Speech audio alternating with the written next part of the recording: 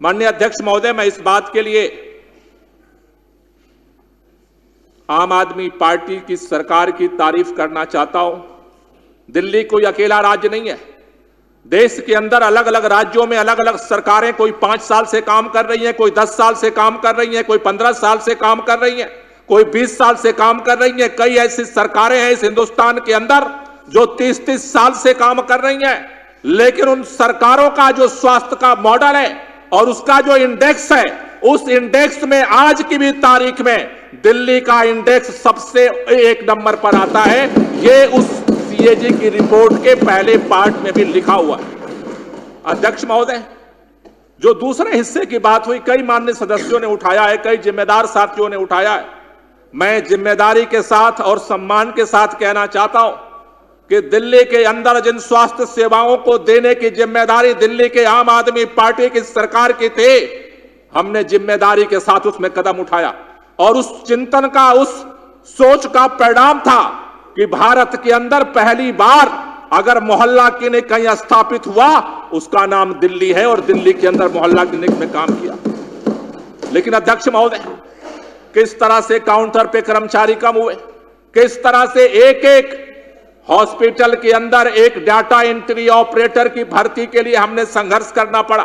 ये बात जब एलजी साहब के साथ हमारी नहीं बनी, हम सुप्रीम कोर्ट गए। आप सबको पता है, इस सदन को पता है, पूरे दिल्ली को पता है। सुप्रीम कोर्ट ने इसको लेकर के सुनवाई की। 2 साल तक सुनवाई चली कि दिल्ली के चुनी हुई सरकार को भर्ती करने का अधिकार होना चाहिए।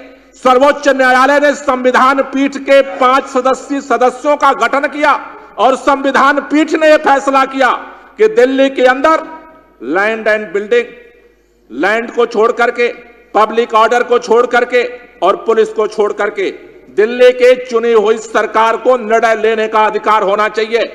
दिल्ली के उस सुप्रीम कोर्ट के, सर्वोच्च न्यायालय के संविधान पीठ के फैसले के बावजूद भारतीय जनता पार्टी की केंद्र सरकार ने दिल्ली के साथ सौतेला व्यवहार किया।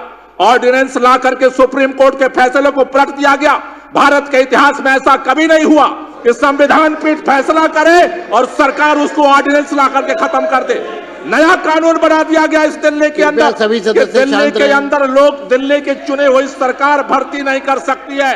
अध्यक्ष महोदय, मैं आपसे माध्यम से कहना चाहता हूं, दिल्ली के अंदर आज जो इस सीएजी रिपोर्ट में कर्मचारियों के, वहां पर अधिकारियों की जो डेफिशिएंसी है, इसके लिए सीधे भारतीय जनता पार्टी की केंद्र सरकार का वो कानून जिम्मेदार है। मैं पूछना चाहता हूं कि आखिर चुने हुई सरकार से यह अधिकार क्यों छीना गया? मैं पूछना चाहता हूं आखिर दिल्ली के चुने हुए लोगों से अधिकार यह क्यों छीना गया? इसका जवाब केंद्र सरकार को देना पड़ेगा।